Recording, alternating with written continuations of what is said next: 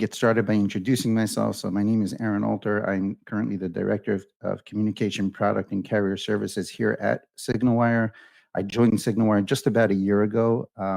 Prior to this, I served as the head of telecom at another SaaS startup called Service Titan. It's been an amazing ride from then, and since joining this team ever since. So again, just to give a brief update and a review as to what this registry concept is. So essentially, for the longest time in the past, there had not been a sanctioned way to send what is called business messaging. And people were using essentially a person-to-person type messaging to send their business messaging, as that was created back in the 90s before cloud platforms existed. And in recognizing this over the years, the network operators, these are your cellular operators, Verizon, T-Mobile, and so on and so forth, recognized that they needed to create a sanctioned path as technology grew. But at the same time, they also realized that there needed to be regulation behind that path. As many people, as you may be well aware, taken advantage of the current state to kind of spam people, get around certain things. And in recognizing this, essentially the network operators, again, the wireless carriers, chose this single company called the Campaign Registry, which is a subsidiary of another company called Kalera. And essentially they held them as kind of the one source and one truth to handle what we'll discuss in a second is the registration of your businesses, aka your brands, your campaigns, and your traffic, so that you can essentially get what you need. The idea of this concept provides additional visibility to the network operators as to who you guys are, who your customers are, if you have any, and what type of messages you're going to be sending. And having a centralized system provides benefits across the board, whether it's for a messaging provider, they know what's coming, they know what to expect. The businesses such as yourself, you have more guaranteed deliverability since you kind of had everything, we'll say, pre-approved from the beginning. And then even the end users get less spam. And most importantly, you have more reliability from that. And one thing I like to say, just that we are proud of, is that we have been kind of at the forefront of this from the beginning, way far back as last year, whereas some others out there have embraced this a lot less. And the reason for that being is, one is it is SignalWire's #1 priority to make sure that your businesses are successful and maintain successful. And so knowing what had been happening early on allowed us to engage the registry as well as the network operators and start creating processes, again, as early as the third quarter of last year, to kind of get going on this, to make it easier for your guys to get going as we are and stand here today. So what is this registry ecosystem? Basically, the ecosystem, it consists of 4 parts, which is the network operators, those are the wireless carriers, the DCAs, what's known as the aggregators or the messaging providers. These are the companies that actually send your messages to the AT&Ts, T-Mobiles of the world. And there's another layer, something called a campaign service provider. The campaign service provider is essentially the partner between the messaging provider and you guys, meaning we are the providers that allow you guys to have the proper services, and that is SignalWire. And then there's this concept of resellers, which I'm going to get a little bit deeper into in a second, and brands. And resellers are essentially any of SignalWire's customers that resell SignalWire services to their businesses or customers that then sell it to their users or send to the end users. And then there are something called brands. Brands are the kind of the bottom level of these are the companies that actually send the messages themselves to the end users. So essentially there's 4 kind of high level parts of this ecosystem. And then one thing to address here is a lot of the questions that have come up, and we try to provide a lot of clarity around this, is what does this apply to? What type of traffic does this apply to? What needs to get registered? And so on and so forth. So essentially, as I mentioned earlier, this change that's happening within the industry applies to what's called business messaging. And we've had a lot of questions and obviously confusion on this as what business messaging is as opposed to non-business messaging. So again, prior to these launches of these what's called A2P 10DLC products, everything essentially went through what's called this P2P path. P2P path essentially meant that it's conversational message.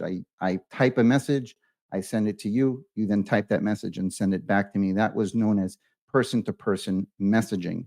And that's what quantifies as that. However, there is a nuance here, and that is even if you are doing a conversational message, but the platform you are using is an application platform, since the message is coming out of an application platform, that is considered to be application to person messaging or business messaging, and hence all of these changes that we are going to discuss applies. To take it down even a step further, essentially anyone that uses SignalWire to send messages to these wireless carriers, regardless of the use case, is considered business messaging, hence would need to go through the processes or the changes that we're going to discuss. 10-digit long code numbers, essentially, as I said, that are sending messages to AT&T and T-Mobile. Even Verizon has certain fees now, and they have a sanction path, and others are coming down the pipe as well. And again, just to highlight here again, toll-free and dedicated short code numbers are not part of what we're discussing here. This simply applies right now to long code, typical local number registration and that type of traffic. Not to say that that won't occur later on, but this for now only applies to long code traffic. And another common question that we've gotten is, does this apply to messaging outside of the US? So essentially, if you're going to be sending a long code message, a 10-digit long code message to an AT&T or T-Mobile number, you will need to register regardless of where you're sending it from. If you're sending this message to those providers, to those end users, you will need to essentially go through this registration process. Moving further along. So what is this registration process and what does that look like? So essentially there are, as I mentioned before, there is something called the idea of the registry wants to know who you are, so that the network operators know who you are, they know you're a legitimate business, and they've quantified a business at the lowest level as what's called a brand. So every business is AKA a brand in regards to the registry ecosystem and would require its own registration. I will discuss in a little bit what if you have multiple customers under you. Essentially, again, to highlight, a brand equals a unique customer, really, that has their own EIN, their own business. That is considered a brand, and every brand needs to be individually registered.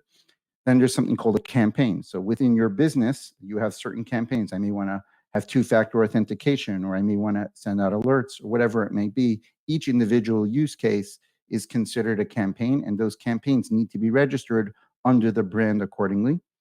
In regards to throughput, because a lot of this has to do with throughput, so just to take a brief summary on this, one of the ideas in creating a sanction path for business messaging is the idea to give the valid businesses the ability to send traffic at higher throughputs if there is a valid use case for that.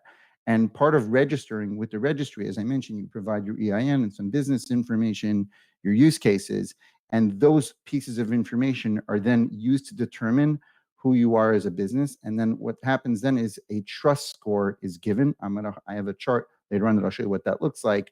And based on that trust score and based on your campaign, that ultimately would determine the throughputs that you would be allotted on your campaigns. In addition to that, during this initial registration process, you're kind of defaulted based, again, on the information you provide to a given trust score. And as I mentioned, that trust score is highly dependent on the throughputs you will ultimately get. However, if that initial assessment is not high enough and the throughputs given by default are not high enough for your business needs, there are 3 vetting partners that the Campaign Registry has partnered with, where you can go through an added vetting process. Most of them charge a one-time fee. One of the vending partners actually has built an integration into the registry, which allows us, SignalWire, to perform that additional set of validation for you if you require it. It is not a guarantee that you would get a higher trust score by going through that process, as an approval is required. But there is a fee. Whatever that fee is a one-time fee. It needs to be paid regardless. Assigning numbers to campaigns. So this is very important. I'm going to also touch on this in a little bit, but essentially multiple numbers can be assigned to a single campaign only if needed. So essentially, some of you guys might be familiar with in the past that one number meant one throughput or one message per second. And people thought, even for valid reasons, I may want more than that. So I'm going to add multiple numbers and hence enhance my throughput. But being that now there is going to be a system in place where you can have one number, designate a number, and with a valid use case have higher throughputs, it is not necessary anymore to add multiple numbers to expand your throughput. It is actually known as snowshoeing in the industry, and it is now being heavily monitored, and therefore that is not the correct path to go. And now, fortunately, there is a correct path to go about getting higher throughputs on a single number. However, just to point out, not to say that there aren't valid reasons besides adding throughput to wanting multiple numbers on a single campaign. You may want to provide locality, and there's different types of use cases out there which are fully valid and are fully acceptable. And there's a process within the registration process where we can validate that case, and then you can add multiple numbers to a single campaign. So during this registration process, essentially there's like kind of two components. One is you're registering with who you are and who your campaigns are and your content is with the registry. The other side of that is essentially the network operators and the aggregators need to update your numbers, if you will, and match them up with your brands and campaigns. That process is done on the carrier side of things, or at what's called the OSR level, which is basically a master registry, which all messaging is kind of tagged in. And when your brand ID, your campaign ID get tagged to these numbers, and the network operator, let's just say T-Mobile, receives your message, it knows you are registered because it has these IDs that come along in the header. You won't see them, they will see them. They can then reference, as they have binds built against the registry versus what you're approved for. And that allows them to say, okay, this is sending the content they were approved for, let it through, versus someone else that's trying to do something different may not allow that through. So essentially that matching happens on the aggregator side, and we would handle that for you. Registration timelines, this is really important, of course. So right now, because of a lot of the changes that are going on constantly in regards to the rollout of all of these things, it's very difficult to allow for automations around this entire process. However, there's a couple of things I do want to point out. One is we are heavily working with all the partners in the ecosystem, and we already have some APIs on the back end to allow us to eventually give you full automation in regards to getting this going even quicker.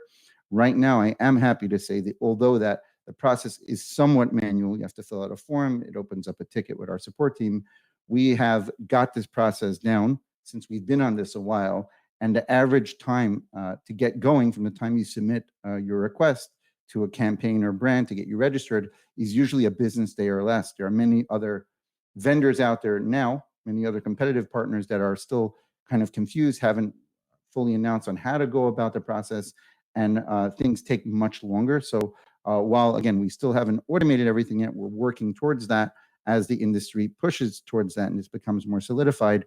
We still are proud to say that we are actually one of the fastest now with the current state in getting you registered quickly and easily.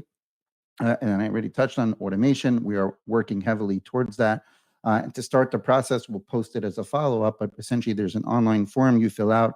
This represents all the information that the registry requires. Once we get that, it opens up a ticket with our support team, and then they will go ahead and process that for you and keep you posted as to if there are any additional items needed or when your numbers are set and ready to actually go live.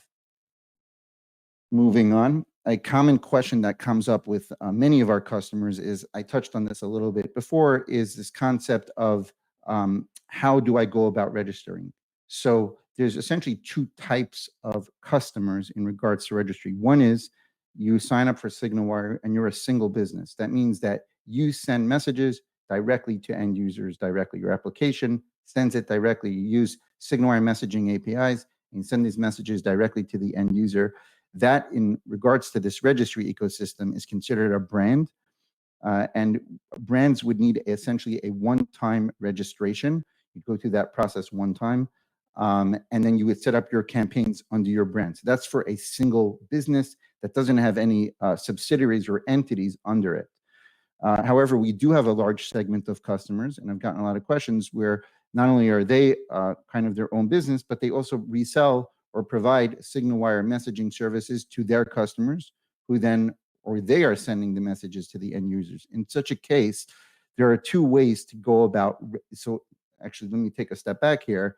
Every brand, as I mentioned before, regardless of whether you have customers under you or businesses under you, resellers, or your own brand, every single brand, that means all the way down to the last level, needs to be registered within the registry. So if you're in a scenario where you have multiple brands that are your customers under you that are sending messages, and you need to manage them, there are two ways you could do this. One is there's a concept called a reseller, essentially, and then there's a concept called a campaign service provider. So a campaign service provider essentially is kind of like I touched before, kind of like a SignalWire. But you guys yourselves, if you have this kind of need, can go to the registry directly. I posted a link on here, and reach out to the registry directly and set up your own account with the registry and create your own brands, their campaigns. You would even be billed the campaign registration fees directly from the registry, and gives you more visibility and a little bit more control. Excuse me, a little bit more control into getting everything set up, but you would be managing that on your side. And just to expand on this a little bit, that is one side of it. So if you go and register on your own with the registry, you would still have to fill out the forms that we have. We actually have some questions on the form where you would put in the brand ID that you got through your registration and the campaign ID. And there's even a place within the portal, within the registry, that you will see where you could select SignalWire as your upstream provider. We then get an alert and can accept that, and then you're kind of in the ecosystem that way. So that's one way of managing that. Another way is if you didn't want to, let's just say, do all that and kind of want to put all of that on SignalWire, we have the ability on your behalf to register you as what's called a reseller. And then you would still have to fill out the same forms. And then each time you have a new customer that sends messages to their end user, you would notify us of that. We would create them a brand and tag your reseller profile that we set up on your behalf to that. And therefore, that would now match down up all the way from A to Z in this ecosystem. So essentially, just to summarize here, if you feel that you have, again, these are talking about scenarios where you have customers that are under you that are sending messages. You would either register directly with the campaign registry yourself. There is a $200 one-time fee to do that. You would still provide us with the brands and campaigns you create accordingly. Or if you're a reseller, if you want to go you have a similar use case, but you don't want to go through all of that, there's no cost to then simply have us kind of handle that for you, if you will. Moving on. A common question, I touched on this a little bit earlier, is how many campaigns do you need? So under a brand. So essentially, very simply put, each unique and single use case needs its own campaign. So if you have one for marketing and one for alerts, or one for two-factor authentication and alerts, those are considered two separate use cases, hence two separate campaigns. However, there is a concept in the registry called a mixed campaign, where you could essentially create one campaign and have two or even more use cases in this single campaign. However, there is, I'm going to get to talking about throughputs shortly, but you would have a much lower throughput in doing that, a significantly lower throughput, if you register multiple use cases as one campaign rather than register them separately. But that option does exist and is available if needed, if still needed. So let's talk a little bit about the throughputs and how they play into this. So just to make it clear from the get-go, the throughputs that are advertised right now are not fully in place at the network operator level as of yet. And this applies to AT&T, and I'm going to discuss T-Mobile's rollout in a second. So they're not in place as of yet, but when they are in place, this is what they would look like. And as I mentioned before, you have a trust score. There's tiers that you're given based on this information that you're providing during registration. And this, while there is a little bit more depth to this, this is essentially an overview from an AT&T perspective versus T-Mobile about what throughputs would look like. And as you could see here on the right side, T-Mobile and AT&T have taken different approaches in regards to throughputs. So just a couple of points to point out here. One is throughputs in regards to AT&T, are based on a message per minute, or aka message per second, but there's no daily limit. And that limit applies per campaign, not per your brand. So for each campaign, that whatever that limit is approved for, let's just say it's 30 messages per minute, that would apply for that campaign. You have a second campaign, that's another 30, and there's no daily limit on there.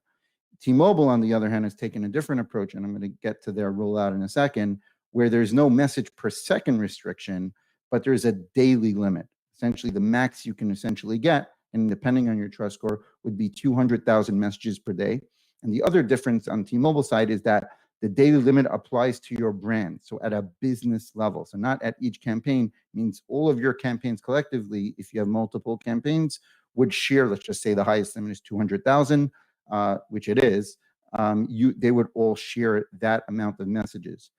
I'm going to get to in a second about what if you need more, but prior to that, if you are initially approved, as I mentioned before, on a basic level, let's just say your trust score comes back as 0 to 24 and you have lower throughputs, again, there is an additional process. There are vetting partners that you can go through, and not a guarantee, to potentially higher your trust score on there. But again, just to highlight here that there are differences on the T-Mobile versus AT&T and how they're handling throughput.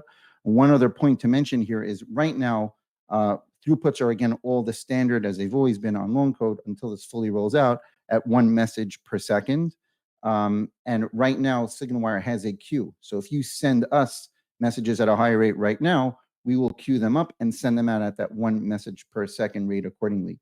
As this rolls out, and as the mobile network operators support the approved throughputs that you're going to get, we are going to eventually update our queue accordingly based on your campaigns, and we'll be able to set that for you so that you essentially eventually will be able to send us still at whatever rate you're still sending, and then we'll send it out accordingly. However, there will likely be an interim period where we will inform you what your throughput is, and you'll have to kind of monitor that on your own. A question that came up in the last LiveWire session was, if you guys are queuing, what if we don't want a message to go out at 3 in the morning? Essentially, the way it would work right now is you would have to gauge that, or once this rolls out, you would have to gauge that and make sure that you're sending at the right rate so that doesn't happen. But as I mentioned, we are working towards building this part out so you would not have to worry about that in the future. Moving on. What is the cost of registration? So there are a number of costs I'm going to go through right now on this. So one thing I will point out is, and as you can see in red on the bottom, we want to make sure that you are successful and there's no disruption and you continue to have success across all of your messages that you're sending. And with that in mind, we recognize that there's a lot of complexity here. Some things are confusing. We're trying to clarify those things, but we want to give you proper time to make sure that you can register appropriately and properly. And with that said here, just in general, we've taken the approach, and this is again started last month when AT&T rolled out their product, that we are covering, SignalWire is solely covering all of your brand registrations, your campaign registrations. As you can see here, what they are: brand registration is a one-time fee of $4. Campaigns are $10 monthly. For a charity, it's $5 for a campaign. So we are covering these fees for the initial fees for your registration up until the 30th of April. I will add here that if you decide, we discussed earlier, if you decide to become your own campaign service provider, that would be on your own, and you would have to work that out with the registry separately on your own. And again, in regards to just this interim period of the next couple of weeks, or next 4 weeks until May 1st. But by registering, with regards to the campaign registry costs, we are covering these up until the end of April. In addition to the campaign registry costs, so as we mentioned back on March 1st, just a month ago, AT&T officially launched their loan code product. And initially, what actually happened is prior to that launch, they were going to have a tiered structure for what's called NAS. So in addition to registering with the registry, all of your brands and campaigns and so forth, the network operators are charging, in addition to that, their own what's called pass-through fees or network access fees.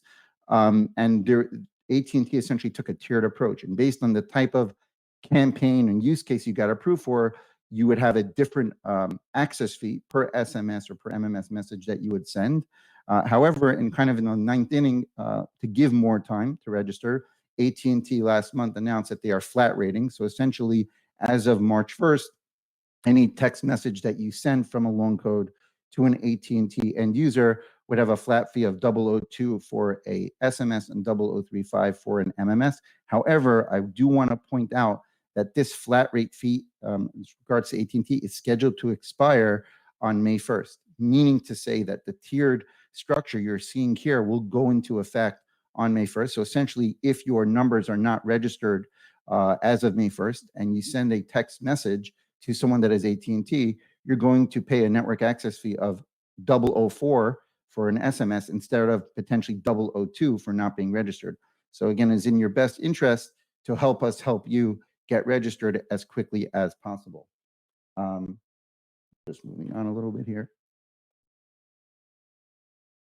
So that was AT&T's launch, which took place March 1st. Now, T-Mobile, with very little kind of notification, and we recognize that, is essentially launching their 10-digit loan code product tomorrow. And so fortunately, initially they announced certain fees that would apply to their parts of the registration. And we'll go through them real quick.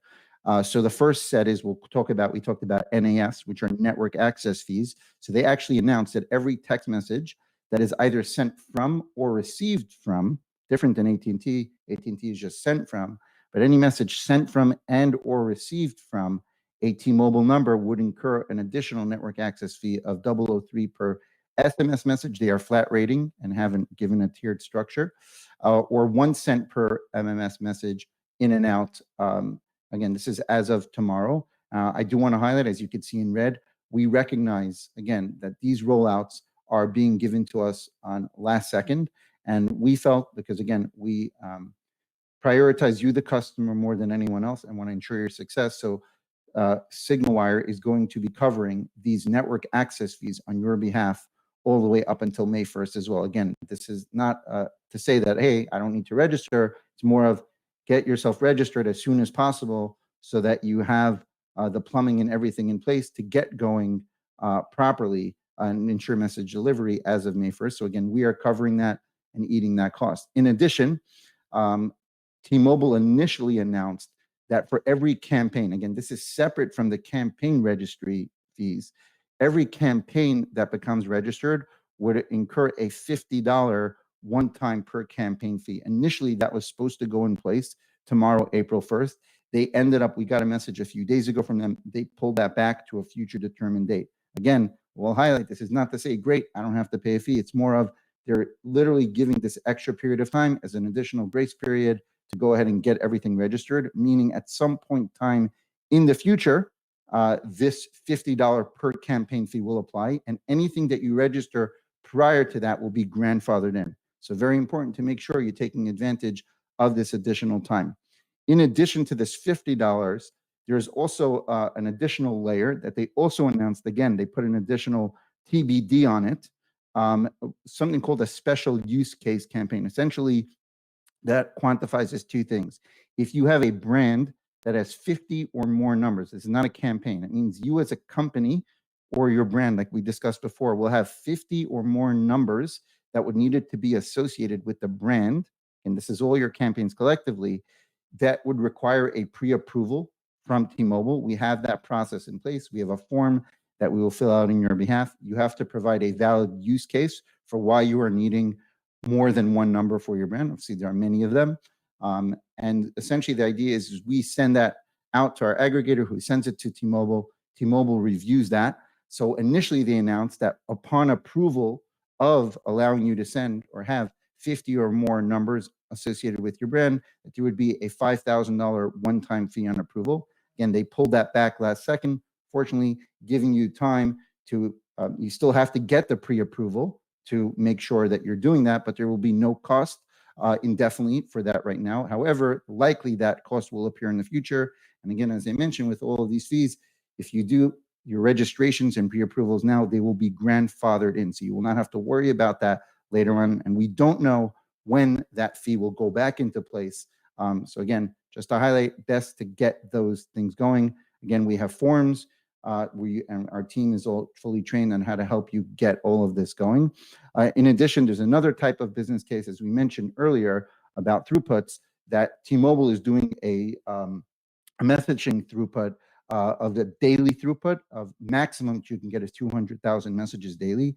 If you have a business case and need, so let's just say you got approved for the highest level from the registry, and you have a need to go beyond that, there's also an additional form, similar form that you would fill out, and we can get that sent to T-Mobile for pre-approval. You would give us the reasoning that you need that. Again, right now they announced, again, there would be a 5K fee. For now, they are postponing it indefinitely. Again, anyone that registers and needs that, gets registered before and will not pay this fee.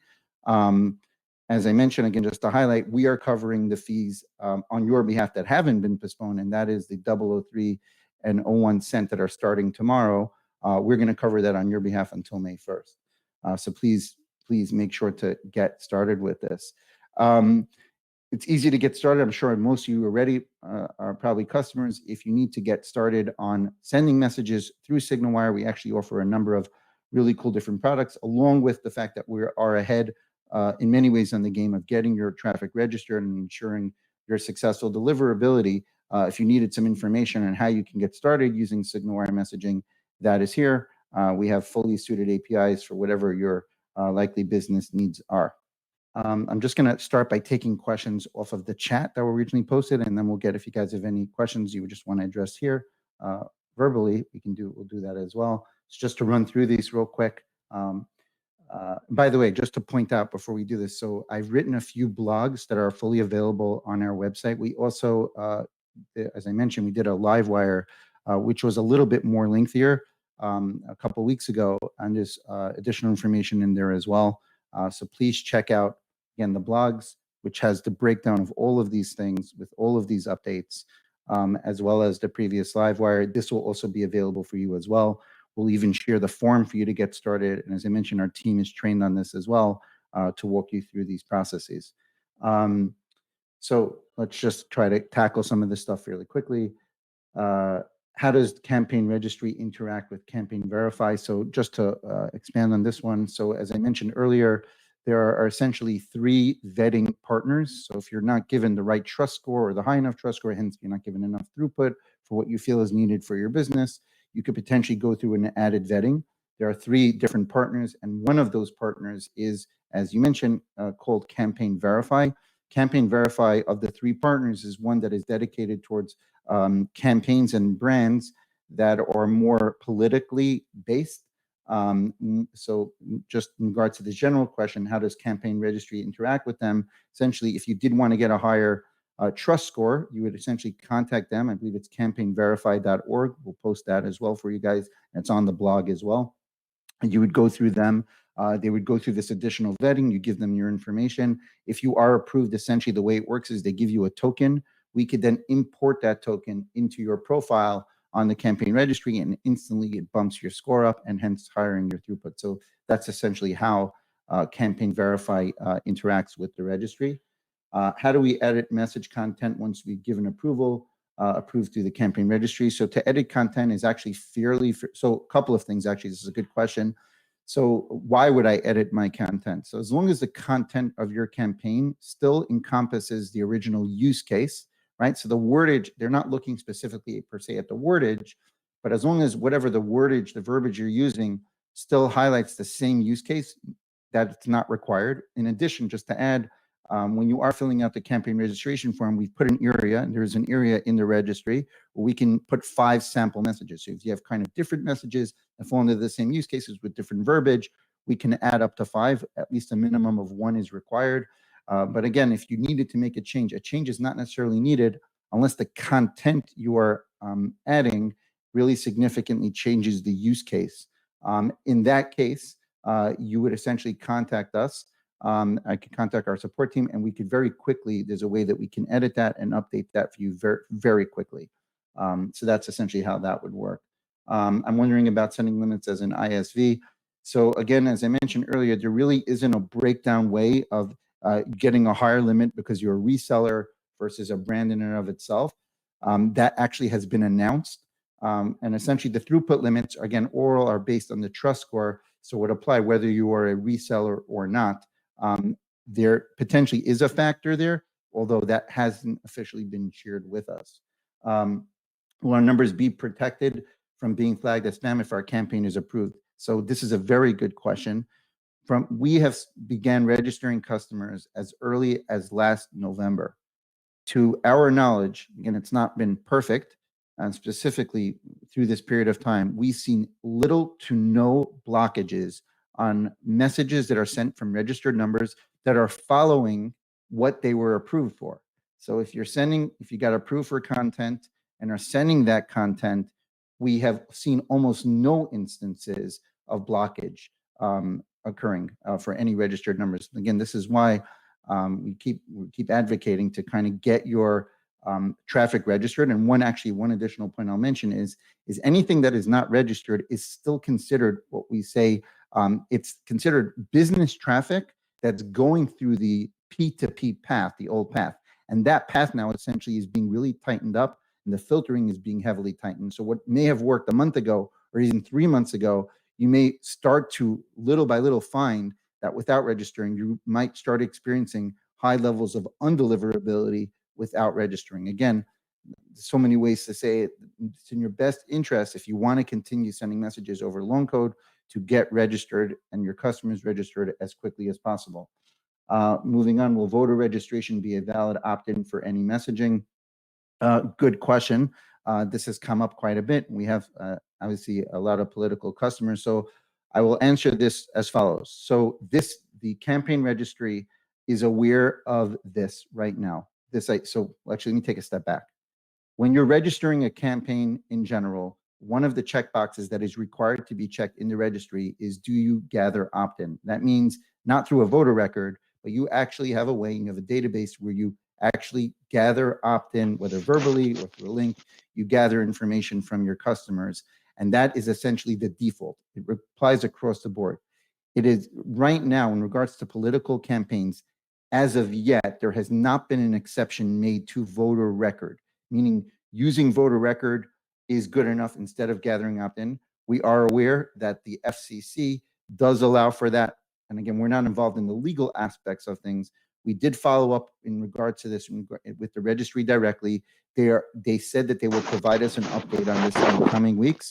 But for right now, as it stands right now, you would have to retain your own opt-in, and voter record is not good enough for right now. Again, this applies to this loan code in this ecosystem. Again, it sounds like they are aware of this. Obviously, there have been, if you're reading the news, there may have been some complaints filed in this regard. And the way that actually, just to add one color to this, is I think what the network operators are doing is they kind of wanted to set the rule and then the exception, rather than create the exceptions and then the rule. Granted, obviously, this does affect many political businesses across the spectrum. And I could tell you from the last communications we've had recently with the registry, they are aware of this and are working with the network operators to a solution to potentially work on a way beyond this. So that's where that stands right now. What happens to non-campaign type messaging? Here, I don't know, we make SMS available through our integrator portal, social workers.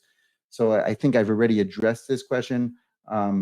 If you don't have a campaign and you're not registered, again, you're going to be subject to additional filtering, since you're essentially now sending business messages through an unsanctioned person-to-person path when there now is a sanctioned path. So that would be the best way to answer that, is to get yourself and your businesses registered. Just reading through this. So just to address, of course, we recognize that there are fees and there are changing fees and all of this stuff. It's a lot to take in.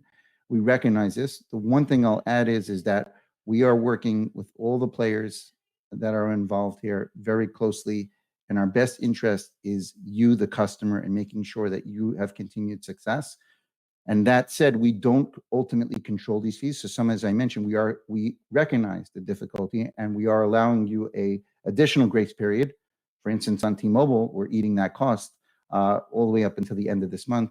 We're eating registration costs beginning last month to get you registered, but ultimately these fees are being sent to us directly from the network operators, and eventually, we would have to pass them through if they're not changed. Do definitely share the sentiment on that they are significant, but at the end of the day, it's our perspective on it is we want to make sure with whatever changes are going on in the industry, these are not related to SignalWire, these are industry changes, and making sure we're giving you the right information so you can make the right decisions, whatever that is that's best for your business. What about extreme low volume users? So again, this is more talking about brands and campaigns. If your use cases for low volume, what we've seen is most customers are actually approved for, let's just say 30 texts per minute, or the current status that you are right now. You're not going to receive really less than that for the most part, if you're giving an accurate EIN number. And just to add that as well, that we've had this question a lot lately: can I give a social instead of an EIN number? I have a sole proprietary, I don't have one. Essentially, the idea is that this is a verification system that the network operators have partnered with. And the assumption is that if you're a legitimate business, even whether in this country or any other country, and there's a place we can add that, you should have a legitimate tax ID. And so we have put in social security numbers for certain people that didn't have them. And one thing I could tell you for sure is that the throughput you're going to get is going to be extremely low. We may even get a 0 until you put one in. So again, not a rule we're making here, just from what we've seen and how the registry is looking at things. If you are a legitimate business, the assumption is you're paying taxes, hence you have a tax ID number, and you should be able to put that in. So looking at it from the other end, we'll just continue further. Will there be a free public API to query long code to learn the brand and campaign money? Yes. So as I mentioned earlier, again, a lot of things are in fluid and in flight right now. It is literally one of the biggest priorities of our company to automate a lot of this stuff for you and make it easier for you to do this. It's going to be in a phased approach. Part of the reasoning is because this is all fluid, right? We can't bake something in if T-Mobile or AT&T or the registry or the aggregators change something the next day. So we're kind of have this kind of in-between period as this rolls out. That said, we do have a quasi-manual process in place, which, as I mentioned earlier, from what we've seen, our team has been great. We've been able to process things literally within one business day or less to get you going. But again, just to highlight, it is definitely our goal and everyone's goal to eventually automate this so that it is much easier for you and your customers. When you say a campaign, does this include the specific copy of the campaign? As an ISV, we allow our customers to update the copy of the messaging. Would that require a new campaign? I addressed this earlier. Essentially, again, if the wordage is different, but the content is the same, no update is needed. If that changes, you would need to inform us of that update, and we could take care of that for you fairly quickly. 10 DLC pass-through fees and campaign registry will not apply in any way to toll-free numbers across all carriers. That is correct. So, except for one thing. So, the pass-through fees in regards to, so let's talk about toll-free. Toll-free does not require any campaign registration right now. As of right now, that does not require it. However, Verizon last year, when they launched their long code product, they eventually applied it to toll-free. So there is a Verizon pass-through fee. It is posted on my blog. There's a blog I wrote about it. You can see that on our website of what that is. I believe it's 0025 for SMS, a flat fee. It might be 004 for MMS. And that applies to toll-free. So if you're sending a message to a Verizon cell phone from a toll-free number, you would incur that fee. There is no concept of campaign registration in regards to toll-free right now, and there's no other pass-through fee as of right now that applies to toll-free. For the most part, toll-free right now is not involved in this registration overhaul. I will add one additional point. We do have something called a pre-approval process for toll-free numbers. If you want to send it a higher throughput, we have a product for that. And if you have questionable content, we have a process, nothing to do with the campaign registry, where we work with our aggregator to kind of get questionable content or an exception made for a toll-free pre-approval. There is no cost for the pre-approval part. If you want to send it a higher throughput, we have a product for that. If you want to send that the standard throughput, which I believe is 3 messages per second on toll-free, but you have questionable content, we can go through that pre-approval process. There's a form we have for that, and that's fairly quick. It takes about 7 to 10 days usually, and can get you going, can be ensured deliverability on toll-free. Again, just to highlight, everything we're discussing today primarily involves long code numbers. How specific does the messaging have to be in the campaign application? Voter outreach often demands the ability to tweak messaging on the fly. I was severely hamstrung by this last November. Again, I'm not sure how many different ways to describe this, but to provide a little bit more clarity, again, as long as the use case is the same, you are good to go. There is an area within the campaign registry called conversational messaging. And if this is what you're referring to, we could, again, we just say it's conversational. This is what the campaign is. It's basically, you fill out, in addition to the content, called a campaign description, a description of what this specific campaign is meant for. And that is more looked at more than the actual content per se. So as long as the content you're sending, the text you're sending is similar in nature and still falls under that specific use case, you should be good to go. Yes, this doesn't apply to toll-free or short-code texting, just long code. Correct. We answered this. Do you still have to register if you're only using your 10 DLC number for incoming messages? Good question. You don't. But the people sending you the messages do. So yes, if you don't have, if you're not sending any outbound messages at all, and you're strictly just getting inbound messages, whatever that reason is, you don't have to register. So but the people sending you the message would from there would have to message if they're sending from a T-Mobile number, for instance, or whatever that is, or they would have to register. Can we schedule? As someone mentioned here, they have specific questions. Again, anyone that has specific questions that I'm not addressing here, please reach out to anyone on our team. We could set up a time to address this accordingly. Already addressed the Verizon toll-free. Sort of the daily limits per long code. So as I mentioned before, the daily limits that T-Mobile announced applies at the brand level. So that's your company level. You have multiple campaigns, not at the number level. It's, you could, let's just say you have 1,000 numbers and you only have one campaign, or you have 10 campaigns with 1,000 numbers. That daily limit that we showed in the chart earlier is going to apply across all campaigns, across all numbers. Again, the max that can be given by default without further pre-approval, as we mentioned before from T-Mobile, is 200,000 daily. T-Mobile limits are per business, not campaign. Great, someone actually answered that. Thank you. Political messages last October, November got queued all over the place, and we were sent all kinds of odd times or not sent at all. Again, I can't address your specific scenario. If there was something you hit into, please reach out to your rep, and we can address that accordingly to see what occurred there. And as I mentioned, I don't know if that refers to long code or toll-free or whatever you did. We could take a deep dive and see what the cause was and get you going. Are those integration costs any different if we go the CSP path? So I touched on this earlier. In regards to campaign registration costs, if you register as your own CSP directly with the registry, there is a $200 one-time fee. They will bill you. That's got nothing to do with SignalWire. And then any brands and any campaigns you register will be billed directly to you from the campaign registry. Again, just to highlight, that is one half. You would still, we need to still match up your numbers with your brand and campaign IDs. That is done from us. You would still have to fill out the form. We did add questions to the bottom if you choose to go the path of a campaign service provider, for whatever your reason is, to manage it, to have it direct, to have more control, pride, whatever it is. There's 3 questions on the bottom of the form where we ask some questions that are related to that, and therefore we can know who you are and how to process it going forward. I'm just trying to get through this. Already addressed this one.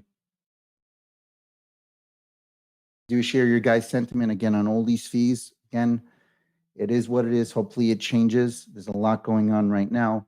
For right now, again, our main goal and purpose is we're covering essentially almost all the fees right now is to get you going for now to ensure your continued success. Please take advantage of this period of time. Someone asked, it's a good question, is there a double charge for campaign registration on T-Mobile? So good question. I touched on this earlier, but maybe it wasn't clear. So there is right now a $10 fee that is charged by the campaign registry per month per campaign. T-Mobile has announced they've pushed off this date for now, but at some point when it will go in place, is that would be in addition the $10 you're paying the registry, you would have to pay a one-time, not a monthly, like the registry, a one-time $50 fee that would be paid to T-Mobile, and that would be billed to you by SignalWire. They would pass that through. So that would be at some point in the near future, in addition to the $10 campaign registration fee.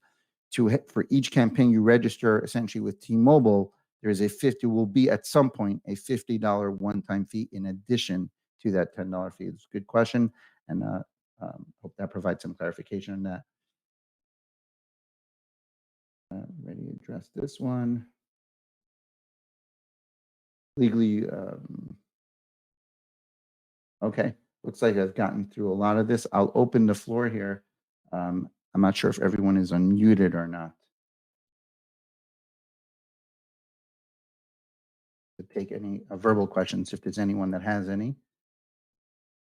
Just see if we can unmute you. Yeah, I have a question about the toll-free. Sure. You said about filling out a form to get a higher delivery rate or whatever. Where's that form at? Yes, so I will have your rep follow up. We'll actually send it. We'll send the form as a follow up to this LiveWire, so you have that there. But yes. Thank you. Anyone else? Hey, Aaron, I have a question about the inbound use case. Sure. So we're a call tracking company, and we're providing local phone numbers for our customers, generally to tie, voice calls to attribution data. But some of our customers will have a call to action on their website that says, call or text this number. I was under the impression from some other sources that we would have to register those numbers for that inbound use case. But I heard you say differently, which would make our lives a lot easier. I wondered, is there any sort of like official, document that lists these rules, whether that's at, the campaign registry or from the carriers, that I could, do a bit more research on that specific use case? Yeah, good question. So just to highlight there, just to make sure I explained myself properly, essentially the number accepting the inbound message, right? So let's just say you procure a number from SignalWire through whatever way that is. And this number is not going to be sending any outbound messages. It just needs to be available to receive a message. That number does not to be registered. The number sending the message to the SignalWire number potentially would need to be registered, right? If it's with one of the, depending on what that number is, if it's a long code number, if it's a long code number, or if it's going to, in general, long code numbers need to be registered. Actually, I will add there, if you're sending message to SignalWire number, SignalWire is not considered a T-Mobile, AT&T, or Verizon number. So really, from that perspective, if that number is only sending messages to a SignalWire number, actually, it would not require registration. Let me clarify that. So again, if you're sending a long code, using a long code number that is not with SignalWire, that long code number is only going to be sending messages only to SignalWire numbers, then that number itself also would not require registration. I don't know if that clarifies certain things for you. So yeah, in this use case, it's actually a person sending the message to our number. It's a consumer on a website saying, hey, I want to, reach out to this brand. I'm a person, and they're texting, our number we're providing to the customer. Yeah, it's a good question. So again, this is outside of SignalWire, but essentially if someone's using a mobile phone, so as we discussed earlier, it comes down to, this applies to A2P or business messaging. If you're using a cell phone to send messages, that is considered P2P messaging. The campaign registry is only for business messaging right now. So you would not have to register your cell phone number to send the message to a SignalWire number. However, again, with regard to T-Mobile's fees, their network access fees that we're covering, you would pay if someone with T-Mobile sends a message to a SignalWire number inbound. There would be, beginning May 1st, we're covering until then, a network access fee that they just announced would apply to that, but it would not need a registration. Essentially, again, just to make it clear, any long code number that's going to be sending message from a business application type platform to either an AT&T or T-Mobile number, or even a Verizon number. Verizon doesn't need registration yet. It's coming. But as far as T-Mobile and AT&T, require registration through the campaign registry. I have a question. Sure. Mark, hi. I just wanted to just a sort of comparison with the and deal. Once you're registered with your long number, is the throughput going to be much greater than if you just use toll-free, not registered? I mean, obviously, the advantage of previously the toll-free numbers were more expensive, and for messaging. But now with these new the long numbers, those prices have gone up. But obviously with the long codes, myself, I have quite a few catchy SignalWire numbers, which are long codes, and those aren't available as toll-free. So in terms of throughput and cost, how can you compare the two? Yeah, very good question. So as I mentioned, with toll-free, we actually launched recently what's called a high throughput toll-free product, where basically you would pay a monthly fee for the number. I believe it's in the 200, 300 range per month for the number. And then that would give you throughputs as high as 100 messages per second. There's a pre-approval process that we go through. It's very quick, usually takes 7 to 10 days, and you could send at that rate. Just to highlight in to the other side of the spectrum with regard to the registry, so the approved throughputs are not in place as of yet. So it's still the 1 message per second right now, but that's going to change in the very near future. And again, that's all dependent on the throughputs you're approved for. There are some scenarios where we've seen people get approved or potential approval for 1,800 messages per minute, so or more.